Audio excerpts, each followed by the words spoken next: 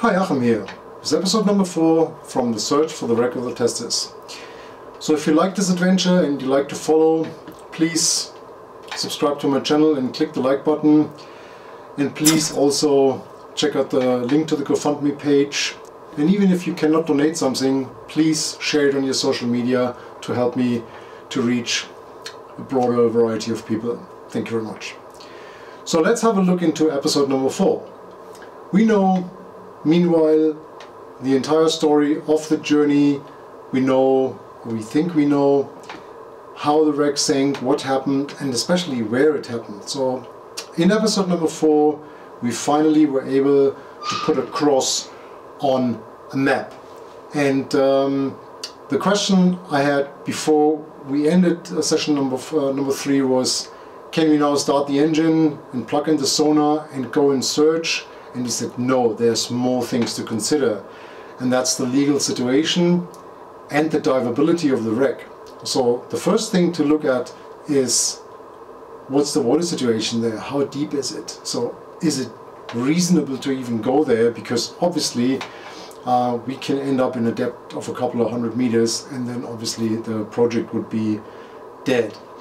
So the point on the map where I made that cross, and that's an interesting point because somebody actually approached me and said, hey, if you look at the at Pianosa, are you sure that the guy was standing in that position and looking along this cliff, and couldn't it have been another cliff which is a little bit further north, and that would have been closer to where the lifeboat was found, and that would change the situation? Yeah, it would. In fact, not so much. So the second cross would be still in the search radius that I generated, so to speak. Even if I would take that search radius around my first cross and would move it, they would still overlap, so it's relatively close to each other. Nevertheless, if we're super lucky in that area, the water depth is in the 95-96 meter range. That's the shallowest we have there.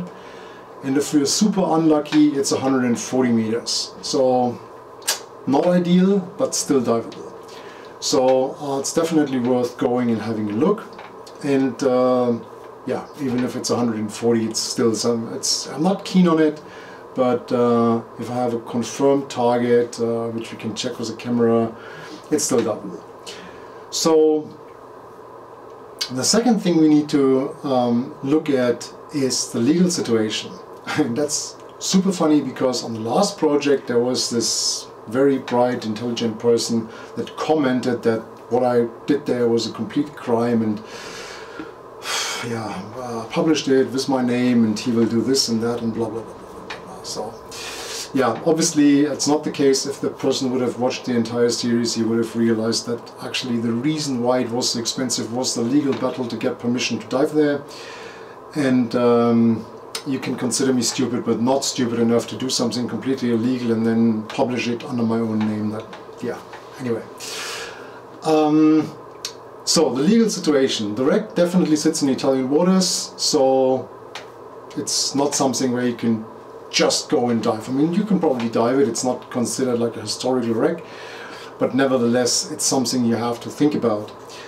So in episode 2.5, we learned from this relative from Bjarne that contacted me, Wolf, that there was this insurance sum that actually got his family out of poverty and changed their lives to a better, and so on. I knew about this before.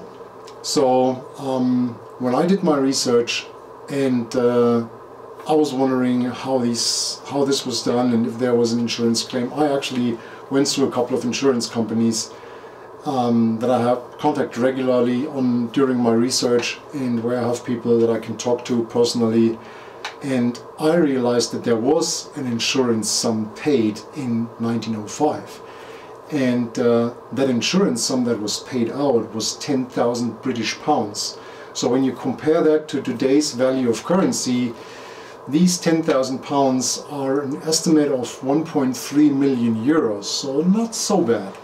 And that insurance claim was divided into 6,500 pounds for the vessel and 4,500 pounds for the cargo. So in today's currency, that's about 600,000 euros for cargo and goods.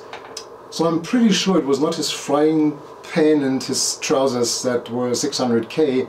So again, I'm relatively confident that there must have been something valuable on that boat.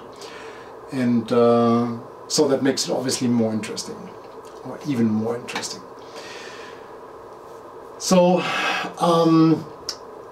the absolute best thing on this is that the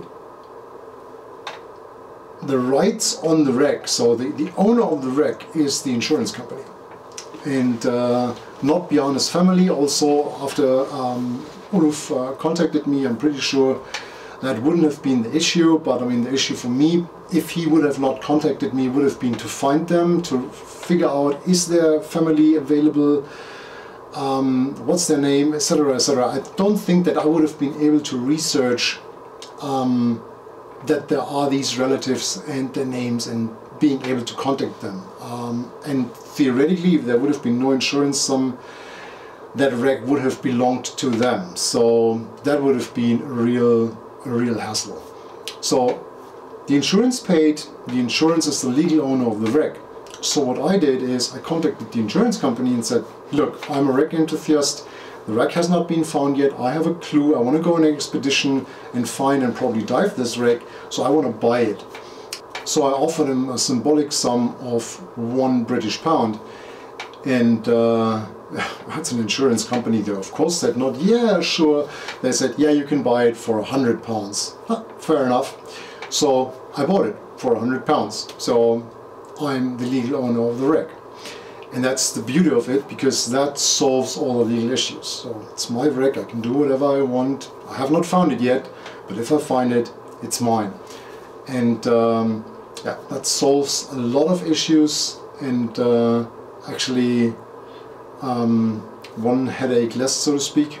And so the next thing will be to actually go there, get the boat, get the sonar, and start looking for the wreck.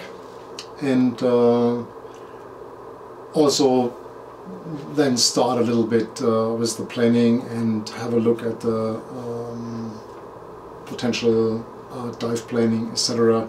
But before that, we should be 100% sure that we have a target. And yeah, we'll see. So it's February now, so we might have a little bit of a break here. There's a couple of other things that I will explain in future videos, but the plan is to go and search for the wreck in April, also for weather conditions, and to be somewhat reasonable. It doesn't make any sense to travel there and then have storm for a couple of days and not being able to go out and just wasting my time. So in April the weather should be pretty stable, and that's what I'm going to do. And yeah, obviously you will be with me on the boat and share this experience. And till then, yeah, there's another few things. I'm also owing you this logbook, which yeah, I will do probably in an extra video. And yeah, I hope you like that. You like to follow along. I really appreciate the support that I received. There were a few people that really donated, so thank you very, very much for that.